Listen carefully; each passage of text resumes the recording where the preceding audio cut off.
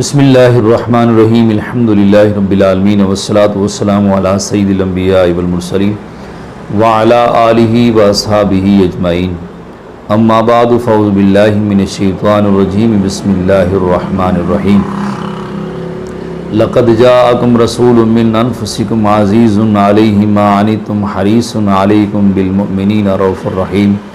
فإن تولوا فقل حسبی اللہ لا الہ الا ہو علیہ توکلت وہو رب العرش العظیم آمنت باللہ صدق اللہ مولانا العظیم وصدق رسولہ النبی الکریم الامین۔ آج کی گفتگو کا ہمارا جو موضوع ہے وہ ہے امت پر حضور صلی اللہ تعالیٰ علیہ وآلہ وسلم کے حقوق کیا ہیں۔ میاں پر بیوی کے حقوق ہیں، بیوی پر میاں کے حقوق ہیں، بھائیوں پر بھائیوں کے حقوق ہیں، ہمسایوں پر ہمسایوں کے حقوق ہیں، اسی طرح بندوں پر اللہ کے بھی حقوق ہیں کہ اللہ کی ذات کو ایک مانا جائے، اس کے علاوہ کسی کی عبادت نہ کی جائے۔ تو اسی طرح امت پر حضور صلی اللہ تعالیٰ علیہ وآلہ وسلم کے حقوق ہیں۔ حضور اکرم صلی اللہ تعالیٰ علیہ وآلہ وسلم نے اپنی امت کے لیے رو رو کے دعائیں کی ہیں، ساری رات امت کے لیے دعائیں کرتے رہے، سجدوں کے اندر اللہ رب العزت کی بارگاہ میں روتے رہے، اپنی امت کے لیے دعا کرتے رہے۔ مصطفیٰ کریم صلی اللہ تعالیٰ علیہ وآلہ وسلم جب اس دنیا فانی سے جانے لگے، یہ وہ کیفیت ہوتی ہے کہ جس کیفیت میں والدین اپنی اولاد کو بھلا دیتے ہیں، لیکن آقا دو عالم صلی اللہ تعالیٰ علیہ وآلہ وسلم نے اس وقت بھی اپنی امت کو یاد رکھا، یا ربی امتی یا ربی امتی۔ میدان محشر میں جب نفسی کا عالم ہوگا، قرآن مجید فرقان حمید کے اندر بھی اللہ پاک نے اس انداز میں ارشاد فرمایا، یوم یفر المرء من اخیہ و امہ و ابیہ و صاحبتہ و بنیہ۔ اس وقت ماں اپنے بچوں سے بھاگے گی، باپ اپنے بیٹے سے بھاگے گا، بیٹا اپنے باپ سے بھاگے گا، بھائی اپنے بھائی سے بھاگے گا۔ تو اس وقت بھی آقا دو عالم صلی اللہ تعالیٰ علیہ وآلہ وسلم اپنی امت کے لیے رو دیں گے، اللہ کی بارگاہ میں دعا کریں گے۔ حضور اکرم صلی اللہ تعالیٰ علیہ وآلہ وسلم اپنا سر انور سجدے میں رکھیں گے، اللہ رب العزت فرمائے گا محبوب سر اٹھائیے، آج جس کی شفاعت کرو گے ہم اس کی شفاعت کو قبول فرمائیں گے۔ تو اس وقت بھی آقا دو عالم صلی اللہ تعالیٰ علیہ وآلہ وسلم اپنی امت کے لیے رو دیں گے۔ یہاں پہ اعلیٰ حضرت مجدد ملت آپ کا ایک شعر وہ مجھے یاد آیا، وہ اس انداز کے اندر فرماتے ہیں کہ پیش حق مجدہ شفاعت کا سناتے جائیں گے، آپ روتے جائیں گے، ہم کو ہنساتے جائیں گے۔ پیش حق اللہ کے سامنے، مجدہ کہتے ہیں خوشخبری کو، تو اللہ کی بارگاہ میں آپ روئیں گے، امت کے لیے دعا کریں گے، تو اللہ رب العزت آپ کی دعا کے صدقہ سے امت پہ کرم فرمائے گا، فضل فرمائے گا اور جنت میں اعلیٰ مقام عطا فرمائے گا۔ تو جس محبوب کی اتنی محبتیں اپنی امت کے ساتھ ہوں، اتنی محبت تو ماں اپنے بچے سے نہیں کرتی جس قدر حضور اپنی امت کے ساتھ محبت کرتے ہیں۔ قرآن نے بھی یہی فرمایا، حریص علیکم بالمؤمنین رؤوف الرحیم۔ اگر امتی کو کانٹا بھی چبھے نا محبوب سے وہ بھی برداشت نہیں ہے۔ یہ اللہ رب العزت وہ دل کی کیفیت قرآن پاک کے اندر بیان فرما رہے ہیں کہ محبوب کو اپنی امت کے ساتھ کس قدر محبت اور پیار ہے۔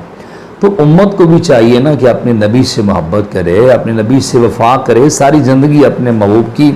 سیرت طیبہ پہ عمل کریں۔ مفسرین نے، محدثین نے، محققین نے امت کے اوپر کچھ حقوق ہیں جو لکھے ہیں۔ وہ فرماتے ہیں کہ سب سے پہلے ایمان بالرسول،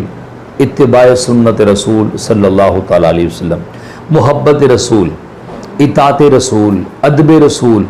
حضور اکرم صلی اللہ تعالیٰ علیہ وآلہ وسلم کی ذات ببرکات پہ درود و سلام پڑھنا، آقا دو عالم صلی اللہ تعالیٰ علیہ وآلہ وسلم کی قبر انور، آپ کی روضہ رسول کی زیارت کرنا، آپ کے روضہ انور کی زیارت کرنا، یہ امت پر حقوق لکھے ہیں۔ تو سب سے پہلا جو حق ہے وہ یہ لکھا کہ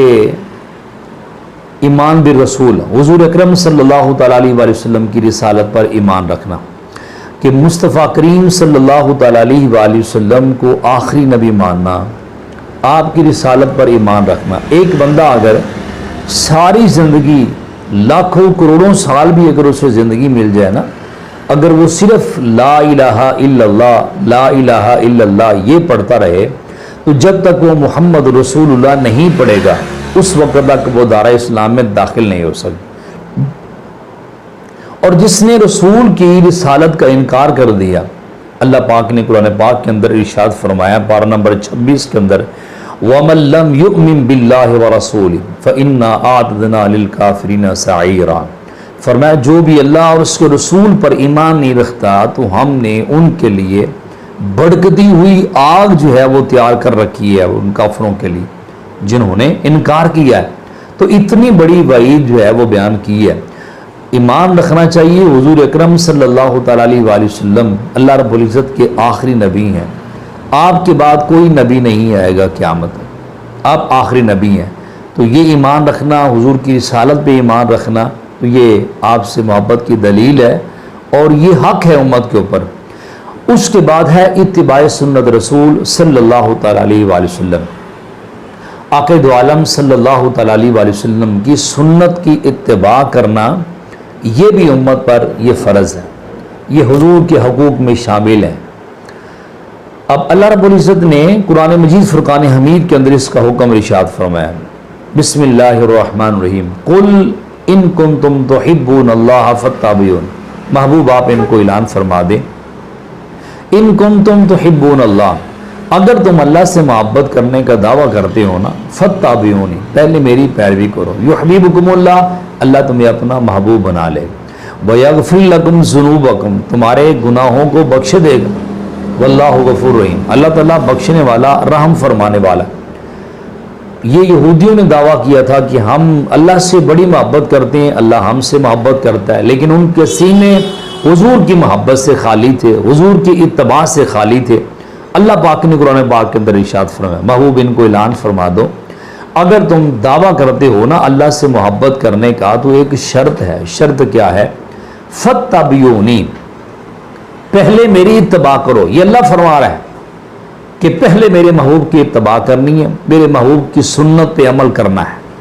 اب قرآن مجید فرقان حمید کی آیت کریمہ یہ بتا رہی ہے، اگر کوئی بندہ آقا علیہ السلام کی سنت پہ عمل کرتا ہے، حضور کی اتباع کرتا ہے، تو اللہ پاک اس سے انعام یہ عطا فرماتا ہے، یحببکم اللہ، وہ اللہ کی فرماتا ہے کہ میں اسے اپنا محبوب بنا لیتا ہوں، سبحان اللہ، میں اسے اپنا محبوب بنا لیتا ہوں۔ اور آگے فرماتا ہے پھر جسے اپنا محبوب بناتا ہوں نا،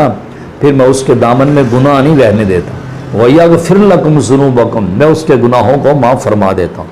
یہ اتباع سنت رسول کی برکت ہے۔ اور آگے یہ بھی بیان فرماتی ہے، وَاللَّهُ غَفُورٌ رَحِيمٌ، اللہ تعالیٰ بخشنے والا رحم فرمانے والا ہے۔ یہاں پر میں ایک اتباع سنت رسول کے حوالہ سے ایک صحابی کا واقعہ آپ کو بتانا چاہتا ہوں کہ آقا دو عالم صلی اللہ تعالیٰ علیہ وآلہ وسلم کی بارگاہ میں وہ حاضر ہوئے، ان کی انگوٹھی میں ہاتھ کی انگلی کے اندر انگوٹھی تھی سونے کی۔ ایک صحابی حاضر ہوتے ہیں، ان کے ہاتھوں میں حضور نے انگوٹھی دیکھی وہ سونے کی، تو آقا علیہ السلام نے فرمایا کہ میں آقا انگارہ دیکھ رہا ہوں۔ تو اس صحابی نے وہ انگلی سے انگوٹھی نکالی اور وہ پھینک دی۔ محفل جب ختم ہوتی ہے تو دوسرے ساتھی کہتے ہیں کہ محفل ختم ہو چکی ہے، آپ ایسا کریں اس انگوٹھی کو لیں، بیچ دیں اور کوئی اور چیز لے لیں۔ تو انہوں نے فرمایا کہ جب میرے محبوب نے اسے ناپسند کیا ہے، جس کو میں نے پھینک دیا ہے، اب میں دوبارہ اس کی طرف نگاہ بھی نہیں کر سکتا، کیونکہ میرے نبی نے، میرے آقا نے، میرے محبوب نے اسے ناپسند کیا ہے۔ تو اس انداز کے اندر اتباع کی ہے۔ حضرت عثمان غنی رضی اللہ تعالیٰ عنہ، آپ وضو فرما رہے ہیں تو وضو فرماتے فرماتے آپ مسکرائے، تو جو پاس کھڑے ہوئے تھے تو آپ نے فرمایا کہ یار آپ نے مجھے پوچھا نہیں میں کیوں مسکرایا ہوں، حضور آپ خود ہی ارشاد فرما دیں۔ تو آپ فرمانے لگے کہ پیارے آقا صلی اللہ تعالی وسلم ایک مرتبہ وضو فرما رہے تھے،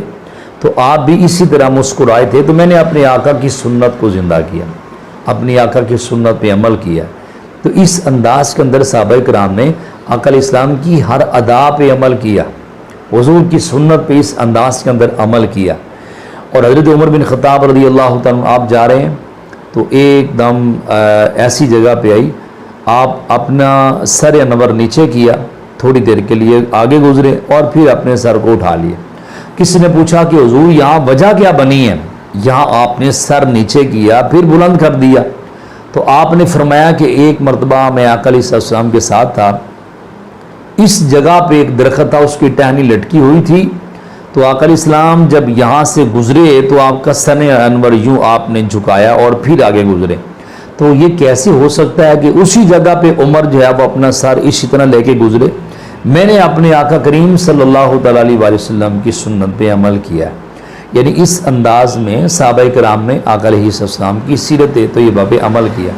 حضرت ابو ہریرہ رضی اللہ عنہ کھانے میں سرید بنا کے کھاتے ہیں، تو کسی نے پوچھا کہ حضور اس میں کیا حکمت ہے، آپ سرید بنا کے کھاتے ہیں؟ تو آپ نے مسکرا کے فرمایا کہ میں اپنے آقا کی سنت کو ادا کر رہا ہوں، اس لیے میں نے اپنے آقا کو اس طرح کھاتے ہوئے دیکھا ہے۔ تو یہ اتباع سنت رسول یہ امت کے اوپر فرض ہے، اللہ رب العزت کا حکم بھی ہے، اور پیارے آقا صلی اللہ تعالیٰ علیہ وآلہ وسلم کے حقوق میں سے ایک حق ہے۔